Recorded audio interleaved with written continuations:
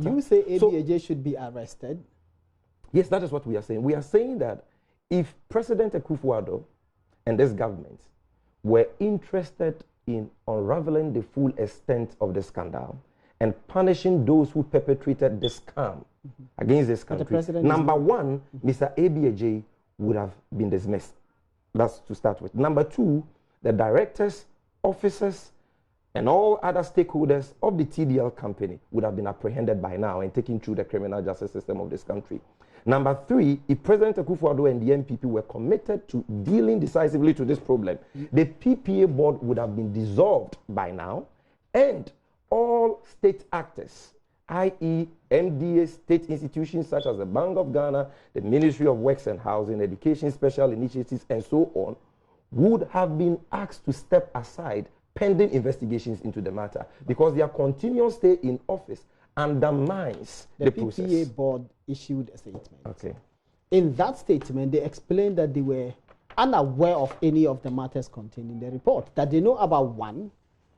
In that case, the chief executive actually declared his interest in the company, and that was it. Okay. Why do you want them held responsible for something they knew nothing about? They didn't set up the company. They don't have any shares in the company, and yet you want them punished. You see, the PPA board had a duty to uphold the public procurement law, the laws of this country, and the national interest. Do they have the same level of fiduciary obligation? They tell us in that statement that TDL, the CEO, disclosed his interest in TDL to them on one occasion. Is that not the case?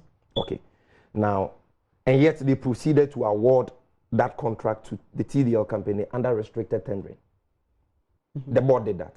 Because if and they are saying they are not to be blamed. But if he met the requirements, what is that project, and how did that project meet the requirements of restricted tender as set out in the Public Procurement Act? If the chief executive declares his interest, it means that whatever considerations that went into the determination of whether or not the company deserved to be given the contract was not influenced by him. No.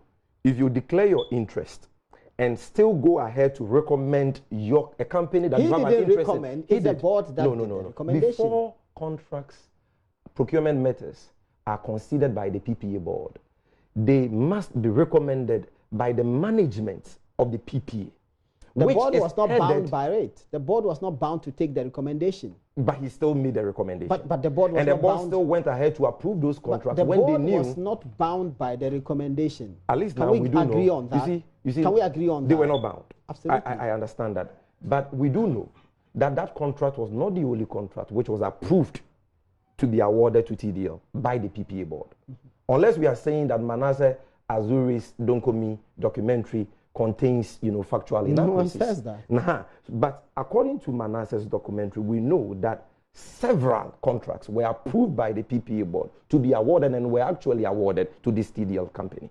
So I am saying that in the principle, we've all agreed that persons who possibly has something to do with this scandal would have to step aside so that they do not interfere with investigations into this matter. Then the continuous stay in office of the PPA board is untenable. Were we not in this country when President Akufo-Addo dissolved the board of the Ghana Cylinder Manufacturing Company when the GMC, the GCMC scandal broke? Which is within his power to do. Of course. In that case, the GCMC board was fighting the procurement violations and corrupt deals of the CEO, Francis Essien. That's what they claim. That is what they claim. None of it was proven. That is what they claim, and yet... But you are using it as a foundation for your argument. And yet, even before investigations were conducted into that scandal, the president saw the need to dissolve that board. Why can't he do same? Do you not think the president scandal? has a lot more information than you have, which would have informed the decision to dissolve the board? What information does the president have? Okay, he has better quality information than... Then we have no business questioning any president in this country, because president will always know more than citizens. I'm just saying, in respect of the cylinder manufacturing company, the president dissolved the board and left the chief executive, which you have an issue with. And I'm saying, if the president had information on the basis of which he dissolved the board and left the CEO, you can't question. Okay, my brother, do you agree that the PPA board has questions to answer in this matter The board and should be a subject of investigations. The board issued relative to the issue of conflict of interest and corruption in this matter. Do you agree to that? The board issued a statement. It's not. I don't have an opinion on this. You don't have an opinion. The board issued a statement saying, as far as they are concerned, they have no responsibility on this matter. They are willing to cooperate with investigators. Aren't you satisfied with that? Okay. So my question is simple. Are they supposed to be subject of investigations, just like Mr. ABJ and the TDL are subject of investigations? Why do you want them to be subject of investigation? Because they were the ones who, in spite of knowing that Mr. ABJ has an interest in TDL, kept approving juicy contracts to be awarded to this company under restricted tendering, when none of those contracts met the conditions for restricted tendering. Contracts for other companies as well. But that's their mandate. Of course, but they are supposed to make those approvals in consonance with the law.